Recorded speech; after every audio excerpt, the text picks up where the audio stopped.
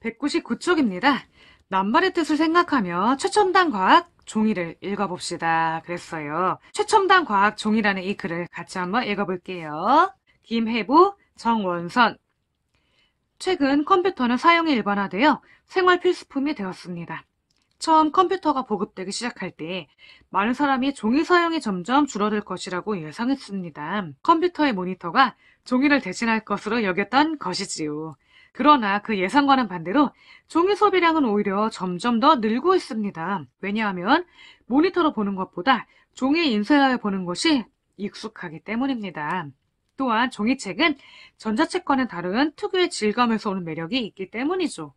종이는 정보를 전달하는 매체로, 물건을 포장하는 재료로, 기타 여러 가지 용도로 쓰입니다.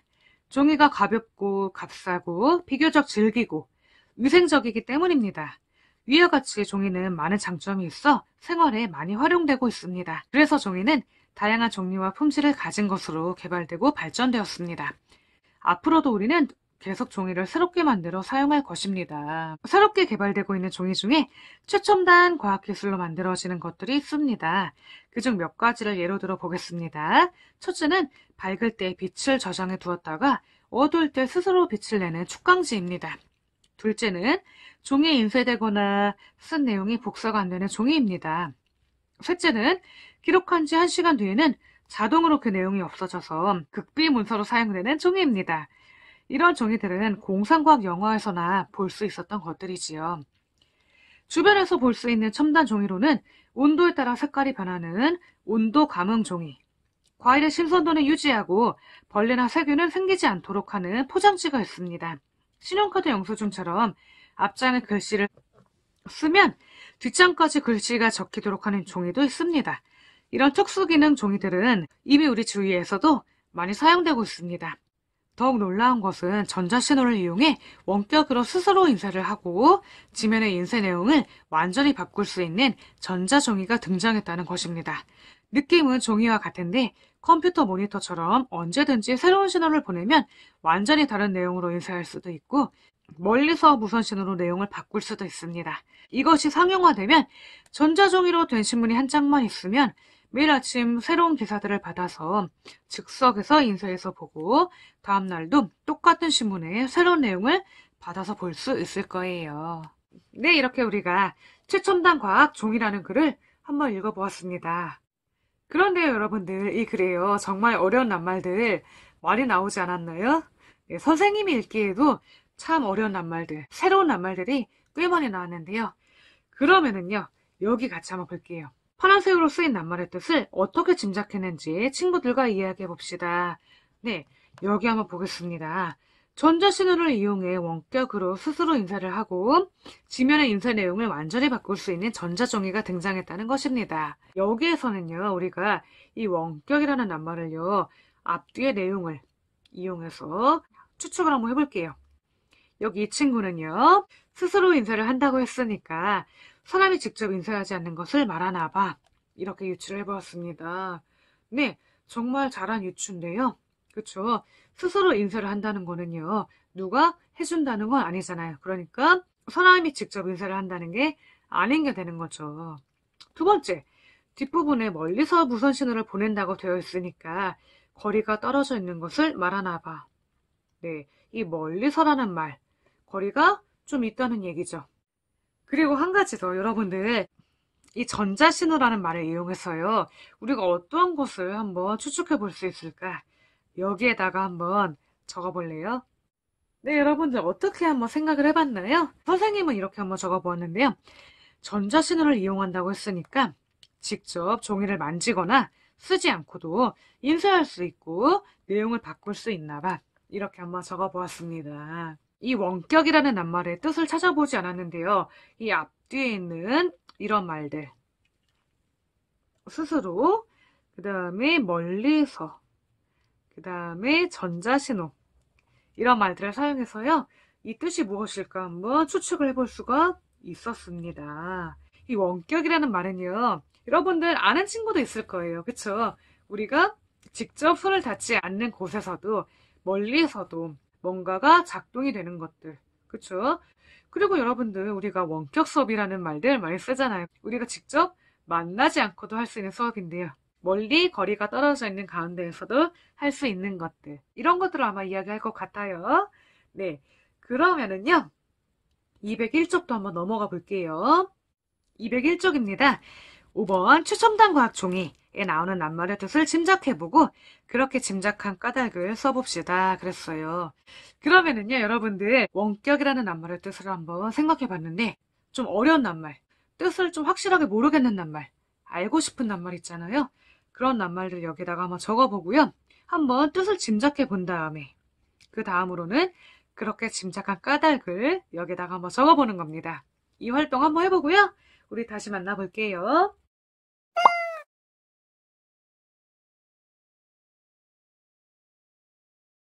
네, 여러분. 어떤 낱말들의 뜻을 한번 생각해 봤나요?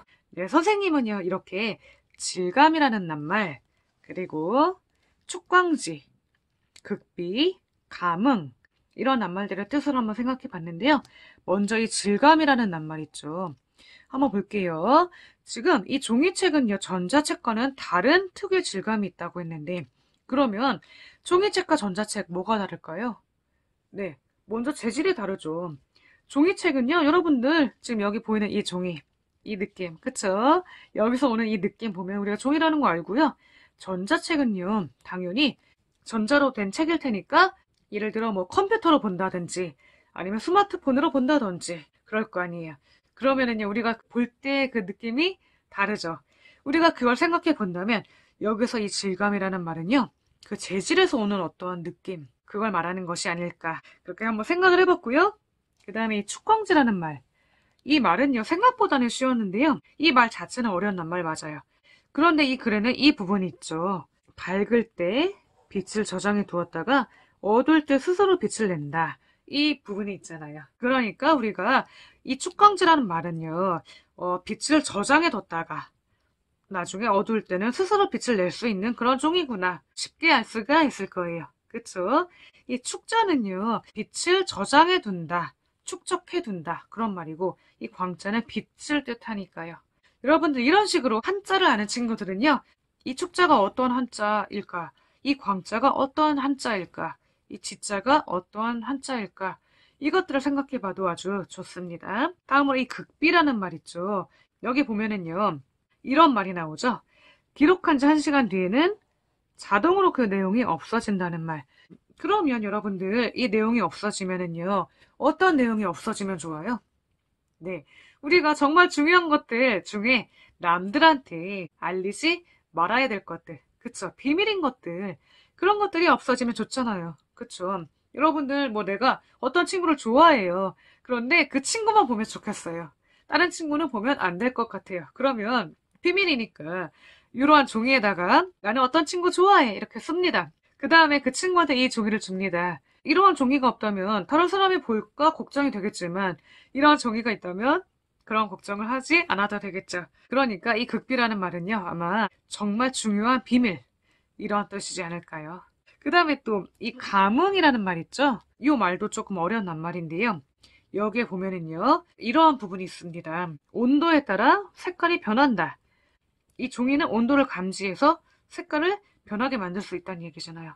그러니까 감응이라는 거는요. 온도나 빛 이런 것들을 받아들이고 감지를 하고 그것에 따라 응한다.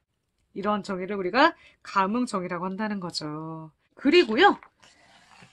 200쪽에 보면은요. 상용화라는 낱말이 나오거든요. 이 낱말은요. 이 앞뒤 내용을 본다면은요. 전자종이가 상용화된다면 그쵸? 지금은 전자종이가 상용화되지는 않았다는 얘기예요. 그러니까 우리가 많이 사용하지는 않는다는 얘기고요. 이렇게 상용화된다면 전자종이로 된 신문이 한 장만 있어도 매일 아침 새로운 기사를 받아볼 수 있다. 많이 사용하게 된다면 이런 일이 가능하다. 그런 얘기니까 이 상용화라는 말은요. 많이 사용되는 것, 이런 것을 뜻한다는 것을 우리가 짐작을 해볼 수가 있겠죠. 네, 여러분들 방금 이야기했던 그 내용을 이렇게 한번 정리해 보았습니다. 먼저 이 질감이라는 말, 재질의 느낌이라고 짐작을 해봤고요. 왜냐하면 종이책과 전자책의 다른 점이라고 했기 때문에 이렇게 한번 적어 보았습니다. 극비라는 말은요. 중요한 비밀이라고 한번 짐작을 해봤고, 왜냐하면 자동으로 내용이 없어져야 하는 것은 비밀 내용일 것이라고 생각을 했기 때문입니다.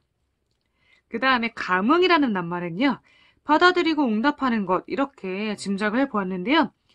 감지하다 할 때 그 감자, 그 다음에 응답할 때 응자가 들어가는 낱말이었기 때문에 우리가 감지하다라는 건 받아들인다는 거잖아요. 그러니까 받아들이고 응답하다, 이렇게 한번 적어보았습니다. 네, 여러분들도 이런 식으로 내가 한번 이 낱말의 뜻을 짐작해보고 그 다음에 그 까닭까지도 잘 적어보았는지 모르겠네요. 네, 우리가 이번 시간에는요, 이렇게 여러 가지 낱말을 사전에서 찾아보기도 하고 낱말의 뜻을 짐작해보기도 하고 이런 활동을 해봤죠. 네, 그러면 6번입니다. 오에서 쓴 낱말의 뜻을 국어사전에서 찾아보고 짐작한 뜻과 비교해봅시다 그랬거든요. 여러분들 한번 국어사전에서 이 낱말들 한번 찾아볼래요? 네, 한번 찾아보고 난 다음에 다시 같이 만나볼게요.